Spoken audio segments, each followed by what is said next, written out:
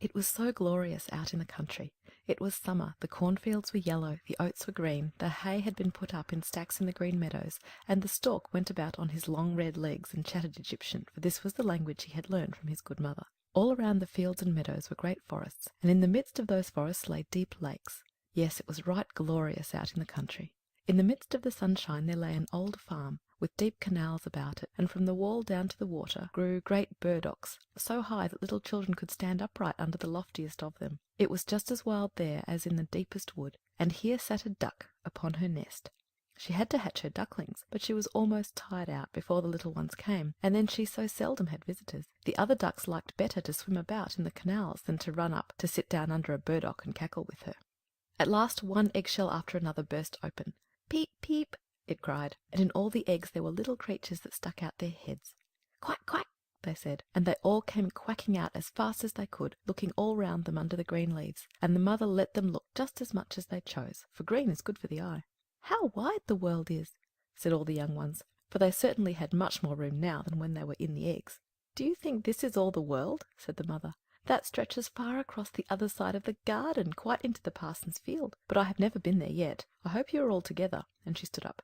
"No, I have not all. The largest egg still lies there. How long is that to last? I am really tired of it." And she sat down again.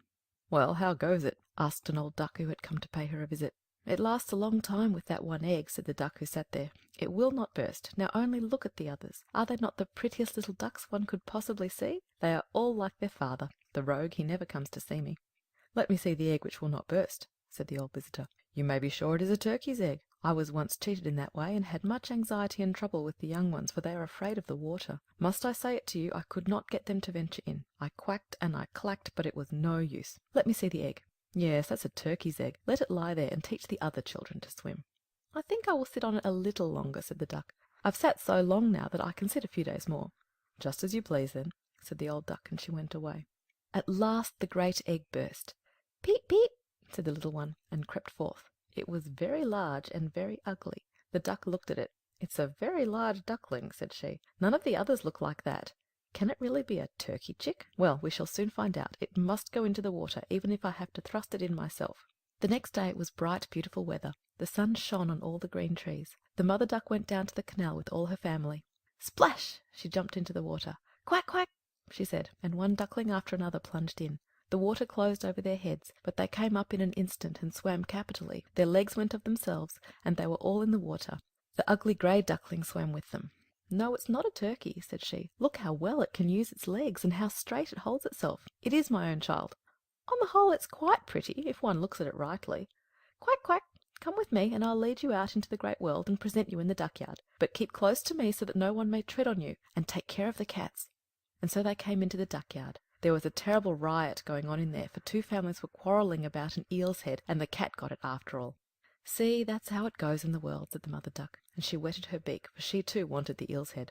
"Only use your legs," she said. "See that you can bustle about, and bow your heads before the old duck yonder. She's the grandest of all here. She's of Spanish blood. That's why she's so fat, and, do you see, she has a red rag round her leg. That's something particularly fine, and the greatest distinction a duck can enjoy. It signifies that one does not want to lose her, and that she's to be known by the animals and by men too. Shake yourselves, don't turn in your toes. A well brought up duck turns its toes quite out, just like father and mother. So, now bend your necks and say quack."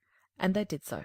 But the other ducks round about looked at them and said quite boldly, "Look there! Now we're to have these hanging on, as if there were not enough of us already. And fie, how that duckling yonder looks! We won't stand that." And one duck flew up at it and bit it in the neck. "Let it alone," said the mother. "It does no harm to any one." "Yes, but it's too large and peculiar," said the duck who had bitten it, "and therefore it must be put down." "Those are pretty children that the mother has there," said the old duck with the rag around her leg. "They're all pretty but that one. That was rather unlucky. I wish she could bear it over again." "That cannot be done, my lady," replied the mother duck. "It is not pretty, but it has a really good disposition, and it swims as well as any other. Yes, I may even say it swims better. I think it will grow up pretty, and become smaller in time. It has lain too long in the egg, and therefore is not properly shaped." And then she pinched it in the neck and smoothed its feathers. "Moreover, it is a drake," she said, "and therefore it is not of so much consequence. I think he'll be very strong. He makes his way already." "The other ducklings are graceful enough," said the old duck. "Make yourself at home, and if you find an eel's head you may bring it to me." And now they were home, But the poor duckling, which had crept last out of the egg and looked so ugly, was bitten and pushed and jeered as much by the ducks as by the chickens. "It is too big," they all said, and the turkey cock, who had been born with spurs, and therefore thought himself an emperor, blew himself up like a ship in full sail, and bore straight down upon it. Then he gobbled and grew quite red in the face. The poor duckling did not know where it should stand or walk. It was quite melancholy because it looked ugly, and it was the butt of the whole duck-yard. So it went on the first day, and afterwards it became worse and worse. The poor duckling was hunted about by everyone. Even its brothers and sisters were quite angry with it, and said, "If only the cat would catch you, you ugly creature!" And the mother said, "If you were only far away!" And the ducks bit it, and the chickens beat it, and the girl who had to feed the poultry kicked at it with her foot. Then it ran and flew over the fence, and the little birds in the bushes flew up in fear. "That is because I am so ugly," thought the duckling, and it shut its eyes, but flew on further, and so it came out into the great moor, where the wild ducks lived. Here it lay the whole night long, and it was weary and downcast. Towards morning the wild ducks flew up and looked at their new companion. "What sort of a one are you?" they asked, and the duckling turned in every direction and bowed as well as it could. "You are remarkably ugly," said the wild ducks, "but that is nothing to us, so long as you do not marry into our family." Poor thing, it certainly did not think of marrying, and only hoped to obtain leave to lie among the reeds and drink some of the swamp water. Thus it lay 2 whole days. Then came thither 2 wild geese, or, properly speaking, 2 wild ganders. It was not long since each had crept out of an egg, and that's why they were so saucy. "Listen, comrade," said one, "you're so ugly that I like you. Will you go with us and become a bird of passage? Near here, in another moor, there are a few sweet, wild, lovely geese, all unmarried, and all able to say rap. You've a chance of making your fortune, ugly as you are." Piff paff resounded through the air, and the 2 ganders fell down dead in the swamp, and the water became blood red. Piff paff sounded again, and the whole flock of wild geese rose up from the reeds. And there was another report. A great hunt was going on. The sportsmen were lying in wait all around the moor, and some were even sitting up in the branches of the trees, which spread far over the reeds. The blue smoke rose up like clouds among the dark trees, and was wafted far away across the water. And the hunting dogs came, splash, splash, into the swamp, and the rushes and the reeds bent down on every side. That was a fright for the poor duckling. It turned its head and put it under its wing. But at that moment a frightful great dog stood close by the duckling. His tongue hung far out of his mouth, and his eyes gleamed horrible and ugly. He thrust out his nose close against the duckling, showed his sharp teeth, and splash, splash, on he went without seizing it. "Oh, heaven be thanked," sighed the duckling. "I am so ugly that even the dog does not like to bite me." And so it lay quite quiet, while the shots rattled through the reeds, and gun after gun was fired. At last, late in the day, all was still, but the poor duckling did not dare to rise up. It waited several hours before it looked round, and then hastened away out of the moor as fast as it could. It ran on over field and meadow. There was such a storm raging it was difficult to get from one place to another. Towards evening the duck came to a little miserable peasant's hut. This hut was so dilapidated that it did not itself know on which side it should fall, and that's why it remained standing. The storm whistled round the duckling in such a way that the poor creature was obliged to sit down to stand against it, and the wind blew worse and worse. Then the duckling noticed that one of the hinges of the door had given way, and the door hung so slanting that the duckling could slip through the crack into the room, and this is what it did. Here lived a woman, with her cat and her hen, and the cat, whom she called Sunny, could arch his back and purr. He could even give out sparks, but to make him do it one had to stroke his fur the wrong way. The hen had quite little short legs, and therefore she was called Chickabiddy Shortshanks. She laid good eggs, and the woman loved her like her own child. In the morning the strange duckling was at once noticed, and the cat began to purr and the hen to cluck. "What's this?" said the woman, and looked all around, but she could not see well, and therefore she thought the duckling was a fat duck that had strayed. "This is a rare prize," she said. "Now I shall have duck's eggs. I hope it is not a drake. We must try that." And so the duckling was admitted on trial for 3 weeks, but no eggs came. And the cat was master of the house, and the hen was the lady, and always said, "We in the world," for she thought they were half the world, and by far the better half. The duckling thought one might have a different opinion, but the hen would not allow it. "Can you lay eggs?" she asked. "No." "Then will you hold your tongue?" And the cat said, "Can you curve your back and purr and give out sparks?" "No." "Then you will please have no opinion of your own when sensible folks are speaking." And the duckling sat in a corner and was melancholy. Then the fresh air and sunshine streamed in, and it was seized with such a strange longing to swim on the water that it could not help telling the hen of it. "What are you thinking of?" cried the hen. "You have nothing to do, that's why you have these fancies. Lay eggs, or purr, and they will pass over." "But it is so charming to swim on the water," said the duckling. "So refreshing to let it close above one's head and to dive down to the bottom." "Yes, that must be a mighty pleasure truly," quoth the hen. I fancy you must have gone crazy. Ask the cat about it. He's the cleverest animal I know. Ask him if he likes to swim on the water or to dive down. I won't speak about it myself. Ask our mistress, the old woman. No one in the world is cleverer than she. Do you think she has any desire to swim and to let the water close above her head? You don't understand me, said the duckling.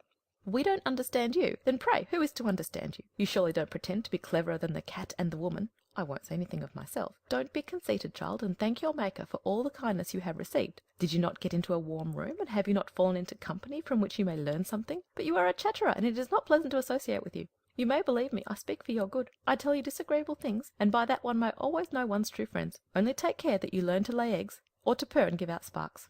I think I will go out into the wide world, said the duckling. Yes, do go, replied the hen. And so the duckling went away. It swam on the water and dived, but it was slighted by every creature because of its ugliness. Now came the autumn. The leaves in the forest turned yellow and brown. The wind caught them so that they danced about, and up in the air it was very cold. The clouds hung low, heavy with hail and snowflakes, and on the fence stood the raven, crying "Croak, croak," for a mere cold. Yes, it was enough to make one feel cold to think of this. The poor duckling certainly had not a good time. One evening the sun was just setting in his beauty. There came a whole flock of great handsome birds out of the bushes. They were dazzlingly white, with long flexible necks. They were swans. They uttered a very peculiar cry, spread forth their glorious great wings, and flew away from that cold region to warmer lands, to fair open lakes. They mounted so high, and the ugly duckling felt quite strangely as it watched them. It turned round and round in the water like a wheel, stretched out its neck towards them, and uttered such a strange loud cry as frightened itself. Oh! It could not forget those beautiful happy birds. And so soon as it could see them no longer, it dived down to the very bottom, and when it came up again it was quite beside itself. It knew not the name of those birds, and knew not whither they were flying, but it loved them more than it had ever loved anyone. It was not at all envious of them. How could it think of wishing to possess such loveliness as they had? It would have been glad if only the ducks would have endured its company, the poor ugly creature. And the winter grew cold, very cold. The duckling was forced to swim about in the water to prevent the surface from freezing entirely, but every night the hole in which it swam about became smaller and smaller. It froze so hard that the icy covering crackled again, and the duckling was obliged to use its legs continually to prevent the hole from freezing up. At last it became exhausted, and lay quite still, and thus froze fast into the ice. Early in the morning a peasant came by, and when he saw what had happened he took his wooden shoe, broke the ice crust to pieces, and carried the duckling home to his wife. Then it came to itself again. The children wanted to play with it, but the duckling thought they wanted to hurt it, and in its terror fluttered up into the milk pan, so that the milk spurted down into the room. The woman clasped her hands, at which the duckling flew down into the butter tub, and then into the meal barrel, and out again. How it looked then! The woman screamed and struck at it with the fire tongs. The children tumbled over one another in their efforts to catch the duckling, and they laughed and they screamed. Well it was that the door stood open, and the poor creature was able to slip out between the shrubs into the newly fallen snow. And there it lay, quite exhausted. But it would be too melancholy if I were to tell all the misery and care which the duckling had to endure in the hard winter. It lay out in the moor among the reeds when the sun began to shine again and the larks to sing. It was a beautiful spring. Then all at once the duckling could flap its wings. They beat the air more strongly than before, and bore it strongly away, and before it well knew how all this happened, it found itself in a great garden, where the elder trees smelt sweet, and bent their long green branches down to the canal that wound through the region. Oh, here it was so beautiful, such a gladness of spring! And from the thicket came 3 glorious white swans. They rustled their wings and swam lightly on the water. The duckling knew the splendid creatures, and felt oppressed by a peculiar sadness. I will fly away to them, to the royal birds, and they will beat me, because I that am so ugly dare to come near them. But it is all the same. Better to be killed by them than to be pursued by ducks, and beaten by fowls, and pushed about by the girl who takes care of the poultry yard, and to suffer hunger in winter. And it flew out into the water, and swam towards the beautiful swans. These looked at it, and came sailing down upon it with outspread wings. "Kill me," said the poor creature, and bent its head upon the water, expecting nothing but death. But what was this that it saw in the clear water? It beheld its own image, and lo! it was no longer a clumsy dark grey bird, ugly and hateful to look at, but a swan. It matters nothing if one is born in a duck-yard, if one has only lain in a swan's egg. It felt quite glad at all the need and misfortune it had suffered. Now it realized its happiness in all the splendor that surrounded it, and the great swans swam around it and stroked it with their beaks. Into the garden came little children who threw bread and corn into the water, and the youngest cried, "There is a new one!" And the other children shouted joyously, "Yes, yes, a new one has arrived!" And they clapped their hands and danced about, and ran to their father and mother. And bread and cake were thrown into the water, and they all said, "The new one is the most beautiful of all, so young and handsome."